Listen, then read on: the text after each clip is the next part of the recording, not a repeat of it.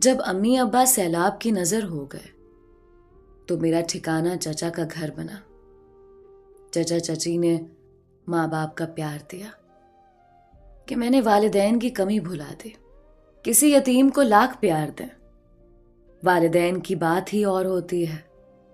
भरी दुनिया में कोई तो ऐसा होगा जिसको मैं अपना कह सकूंगी और जो हर हाल में मेरा साथ देने वाला होगा। मैट्रिक में थी कि चचा चची को मेरे ब्याह की फिक्र लाहक हो गई। वो डरते थे कि अगर गलत जगह ब्याह दिया तो लोग हमें ही इल्जाम देंगे। उन दिनों मेरे लिए काफी अच्छे रिश्ते आ रहे थे, लेकिन चाची किसी ना किसी वजह से इनकार कर देती थी। फिर उन्होंने फैसला किया कि हम सजीला को अपनी बहू बना लेते हैं। घर की लड़की घर में रहेगी और हमको दुआएं देगी। चचा का बेटा अब्दुर रहमान उन दिनों ट्रेनिंग कर रहा था। उसका सिलेक्शन बतौर ऑफिसर हो चुका था। वो 7वीं जमात से ही एकेडमी चला गया था। इस वजह से ना तो मैं उससे मानूस थी और ना वो मुझ पर मेहरबान। उसकी आदत अजीब थी। जब वो छुट्टियों में घर आता सबसे अलग थलग रहता। बेहद संजीदा तबीयत का मालिक था। ज्यादातर अपनी पढ़ाई में मशगूल रहता। वो अपने वालिदैन से भी कम बात करता था। वो मुझसे 10 बरस बड़ा था। हमारे दरमियान इतनी अजनबियत थी कि बात करना तो दरकिनार, मैं उसके सामने भी नहीं जाती थी। जब मैंने सुना कि मेरी शादी अब्दुर रहमान से हो रही है तो बहुत घबरा गई।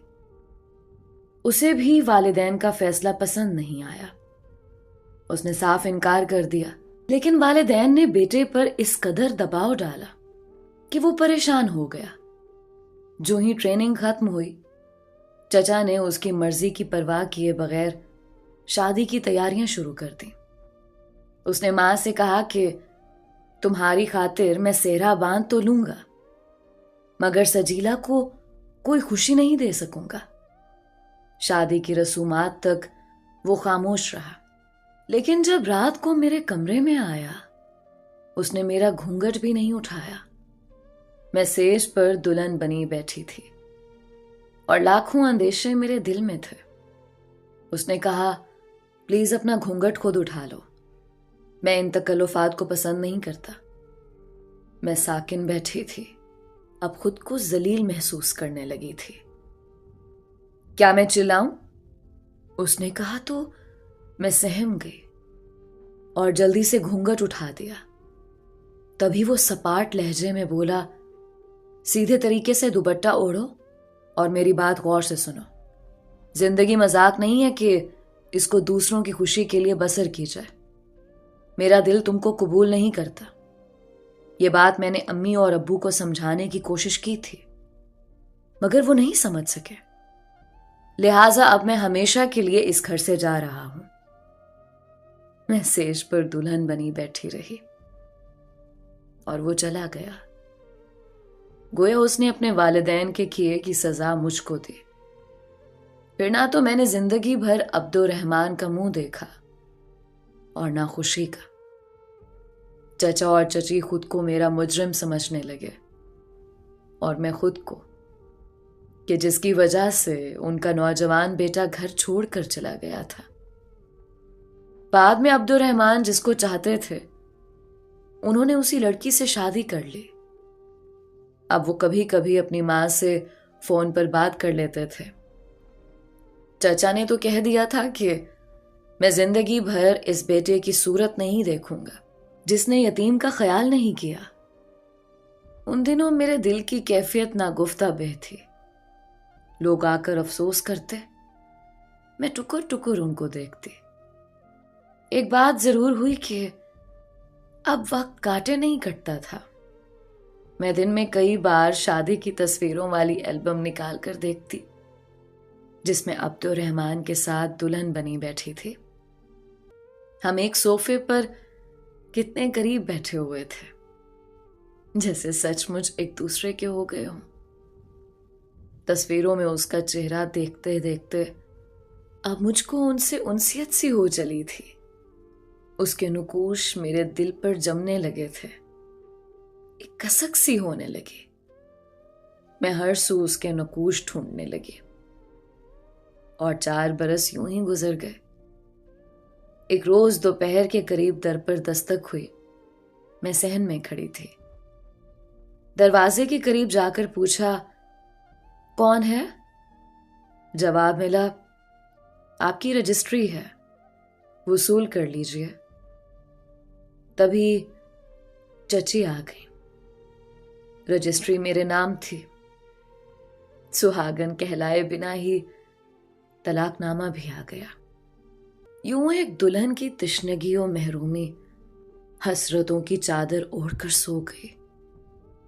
मुझे यकीन हो गया कि जिसका इंतजार था वो अब कभी नहीं आएगा। ये भी एक करबेर आएगा मेरे नसीब में था, जो मैंने सह लिया। उसी सानिये के बाद मेरी जिंदगी में एक नया मोड़ भी आना था। ये सर्दियों के दिन थे। शाम को अलगनी से कपड़े उतारने लगी तो झुटपुटे का समा था। सूरज तकरीबन गुरूब होने वाला था। मेरे साथ मेरी एक सहेली भी थी। हम दीवार के साथ खड़े नीचे देख रहे थे। मार्केट में लोग रवां दवां थे। सामने ही एक रेस्टोरेंट था। वहां से भी वो निकला, बिल्कुल अब्दुर्रहमान जैसा। पहली नजर में तो मैं यही समझी कि वही है। मैं उसको देखे जाती थी, यहां तक कि नुदरत ने मेरा कंधा हिलाया तो मैं चौंकी। अभी हम वहां खड़े ही बात कर रहे थे कि मैं दिल थाम कर रह गई। वो हमारी छत से मिली छत पर पहुंच गया था। तभी हम दोनों जल्दी जल्दी कपड़े जमा करके नीचे आ गए। आज पहली बार किसी को देखकर दिल धड़का था। मैं घबरा कर बालकनी में गई। देखा वो साथ वाली बालकनी में मौजूद था। वो अब्दुर्रहमान की दूसरी कापी था। मुझको उसके चेहरे में वो कशिश नजर आई जो कभी अब्दुर्रहमान के चेहरे पर नजर आती थी। हम दोबारा छत पर चले गए। मैंने मुड़कर देखा, वो भी छत पर था। तभी मैंने कहा, तुम फिर आ गए? वो बोला, हाँ, मैंने पढ़ना जो है। तो जाकर पढ़ो, यहां छत पर क्या कर रहे हो? बालकनी से छत पर तार लाकर बल्ब लगाने का जतन कर रहा हूं। आपको कोई मसला है तो कहीं और चली जाएं। मैंने कहाँ जाना है, ये मेरा अपना घर है। मैंने तंग होकर जवाब दिया, आज सारी रात पढ़ना है, सुबह मेरा पेपर है, वरना आपसे बात करता। एक हफ्ता वो नजर ना आया। कई रोज बाद एक शाम मैं अपनी बालकनी में खड़ी थी कि वो नजर आ गया। पूछा, कैसी हैं आप? उसने गुफ्तगू की इब्तदा की। मैं चुप रही। मैंने आपको मुखातिब किया है जनाब, आपका नाम क्या है?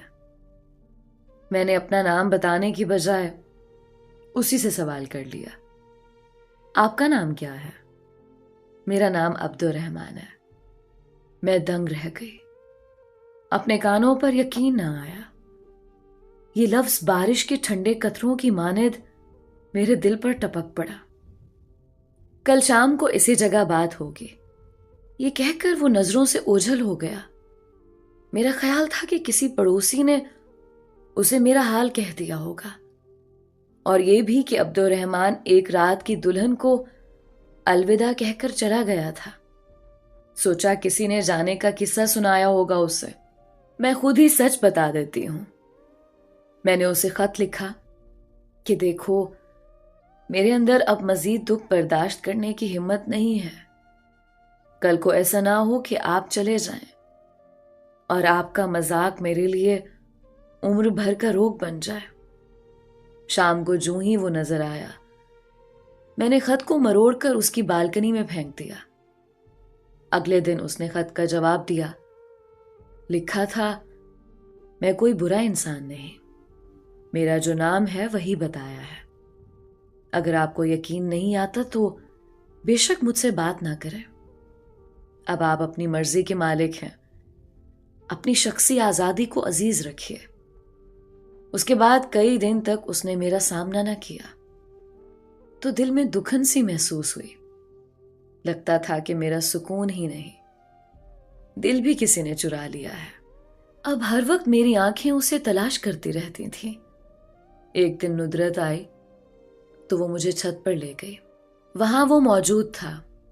उसने सलाम किया और बोला, दुआ करना कि मैं इम्तिहान में शानदार कामयाबी हासिल कर लूं। मैं चुप रही, लेकिन चुपके चुपके मैं उसकी कामयाबी के लिए दुआएं मांगती रही। दुआ कबूल हो गई। उसे शानदार कामयाबी नसीब हुई। मेहनत की थी तो उसका सिला भी मिला। उसने पोजीशन ली थी। अगले दिन बालकनी से बात हुई। उसने बताया कि वो ईद करने लाहौर जा रहा है। जी उदास हो गया। जब वो 10 दिन के बाद आया तो परेशान सा था। हम छत पर मिले। मैंने बताया कि चचा जान मेरी शादी करना चाहते हैं। उन्होंने कोई रिश्ता भी पसंद कर लिया है। कहीं से भी रिश्ता आए इनकार कर दो और मेरा इंतजार करो। वो जानता था मेरे माँ बाप नहीं हैं, फिर मैं कैसे तन्हा जिंदगी गुजारूंगी। नुदरत ने मुझे समझाया कि तुम उसे छत पर ना मिला करो। किसी भी वक्त कोई तुम लोगों को देख सकता है, तुम बदनाम हो जाओगी। तो हम कहाँ जाकर बात करें? बेहतर है कि तुम मेरे घर पर मिल लो। अब्दुल रहमान को मैंने ये बात बताई। वो मान गया। मैं नुदरत के घर गई। उसने हम दोनों को ड्राइंग रूम में बिठा दिया। हमने सुकून से कुछ देर बात की। अब्दुल रहमान ने मुझे अपना पता भी लिख कर दे दिया। कहने लगा कि अब वापस अपने घर यानी लाहौर जाना है। यहां पढ़ने के लिए आया था, लेकिन तुम फिक्र ना करना, मैं 1 माह के अंदर अंदर अपनी वालिदा को लेकर आऊंगा और वो तुम्हारे चचा से रिश्ता मांग लेंगे। इस दौरान अगर कोई रिश्ता आए तो तुम हरगिज हाँ मत करना। चलते हुए नुदरत ने उससे पूछा, पता तो सही लिख कर दिया है ना? क्यों? क्या मैं धोखेबाज लगता हूं? क्या मेरा एतबार नहीं है? एतबार तो है, लेकिन हम जैसे बेवकूफ धोखा खा जाते हैं। नुदरत ने मेरी तरफ देखकर उसे जवाब दिया था। 1 माह नहीं, 6 माह गुजर गए और वो नहीं आया। मुझे कुछ कुछ अंदाजा हो चला था कि मैंने एक बेबुनियाद शख्स से उम्मीद लगा ली थी। उन्हीं दिनों इत्तेफाक से मेरे लिए 2 रिश्ते आए। मैंने इनकार किया। चचा जान ने वजह पूछी। मैं कुछ बता ना सकी। दिल तो यही चाहता था कि उन्हें रो रो कर अपने दिल का हाल सुना दूं। 6 माह बाद वो आया, लेकिन सिर्फ 1 दिन के लिए। मेरी आंखों में नूर भर गया। जी चाहा उसको तोहफा दूं, मगर मेरे पास कोई ऐसी चीज ना थी। फिर मैंने उसको एक छोटा सा मॉडल बना कर दिया। वो मॉडल घर का था। अच्छा तो नहीं था, लेकिन जब मैंने उसको बना कर दिया तो उसने उसके दरवाजे बंद करके मुझे वापस कर दिया, जबकि मैंने दरवाजे खोल कर दिया था। उसने मुझे सामने वाली बिल्डिंग दिखाई कि इसमें शिफ्ट हो रहा हूं। सच तो यही था कि वो शहर ही छोड़कर जा रहा था, लेकिन मुझे एहसास नहीं होने दिया। तभी मैंने उससे कहा, अगर तुम चले गए तो क्या होगा? मेरा अपना तुम्हारे पास है, तुम मुझे खत लिख देना। तभी एक बार और सवाल किया, कब अपनी अम्मी लाओगे? कहा कि कल ले आऊंगा, और कल ना ला सका तो फिर परसों। मगर वो पलट कर ही ना आया। मैंने उसके दिए पते पर कई खत लिखे, कोई जवाब नहीं आया। उस दौरान मेरे चचा 3 बार रिश्ता लाए। मैं इनकार करती रही।